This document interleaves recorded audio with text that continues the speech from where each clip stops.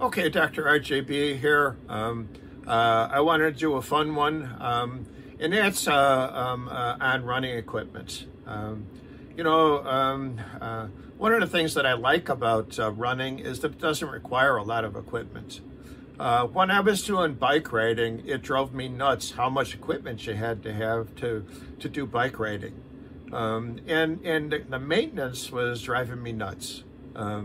If I wanted to go bike riding, it took me, maybe a half an hour or more to prepare the bike. Then I had to load the bike on a bike carrier on my car. I had to go find a place that allowed biking to happen. It was a long process that probably took me a half an hour, 45 minutes just to get started with doing biking. Every day you'd pump up the tires, every day you would adjust the brakes, every day you would adjust the gears. All these things had to be checked every day. If you had a good performance bike, washing the bike off, getting the grease off and the dirt off. It was a whole, this is a big process. For me, all I used to do is I got myself a pair of running shoes and a pair of running shorts.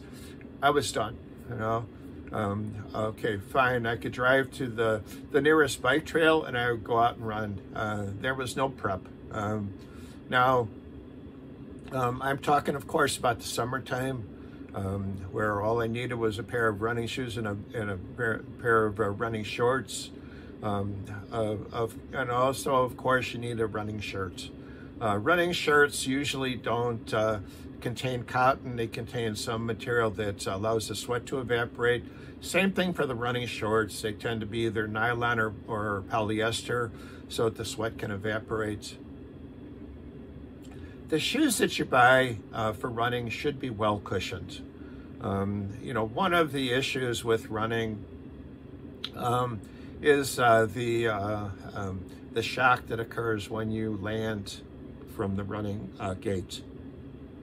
So shoes that are cushioned are helpful to prevent, that shock from causing problems with your feet. For a while, there were running shoes that were called minimal shoes. There was one that was like a glove that you wore on your foot. I could tell by the way that people were running in those, because they don't have any shock absorption, that their feet must have been hurting. When I saw somebody wearing that in a marathon, it was like, oh my God, you poor thing. If you're living in Africa and you run barefoot all the time, that's a great idea. But if you're running in America and you wear shoes all day long, you're going to have to wear shoes when you go out running, and you're going to have to good quality shoes.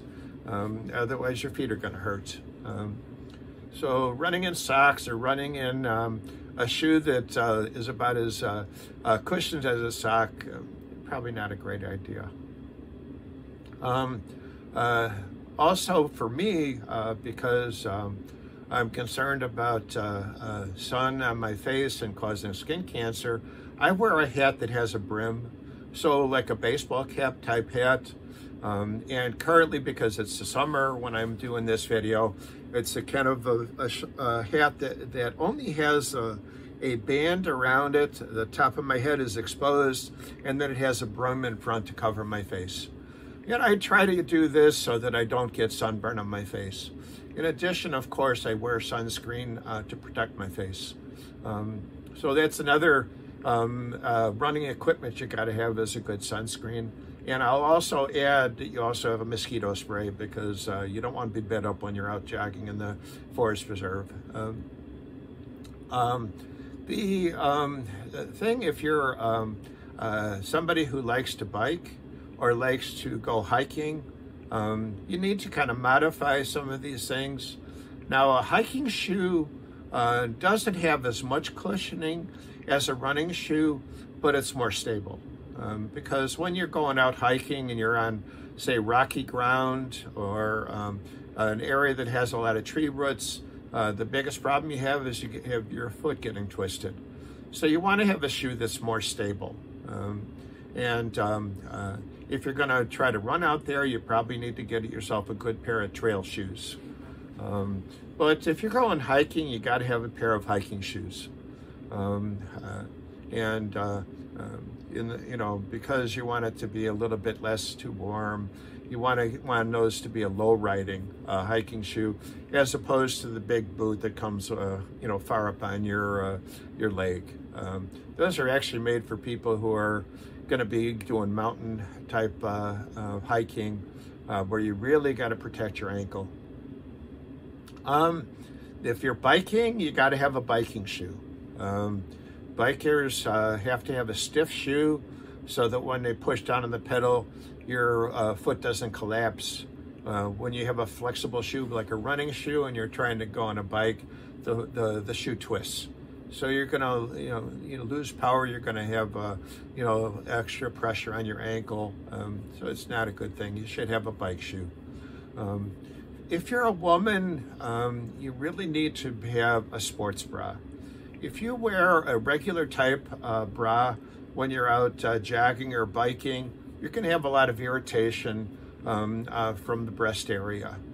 Sports bras are made with stretchy material that hold the breast without too much bounce by using elastic materials. And they also usually are made of a material that doesn't absorb a lot of sweat. So again, you don't want some sweat to be sitting against your breast area and causing discomfort. Like I said, the shirt should be a non-absorbent material, shorts non-absorbent material, so that you're not swimming in sweat when you're out doing your sports. In the wintertime, of course, you need heavier clothing. Running tights are a good idea. Running pants are a good idea. A jacket that's warm enough is a good idea. Usually these materials or equipment can be used for both running and biking. Usually a running good pair of tights is good for biking also. And then, this way, if you have a day that's raining, you're going to have to get a raincoat. Again, you want it to be light enough so that you're not sweating inside of it. Okay, so you got to modify your equipment for the sport that you're doing, and try to make sure that you're not using materials that would be used in normal situations. Cotton is out, I can tell you that right now.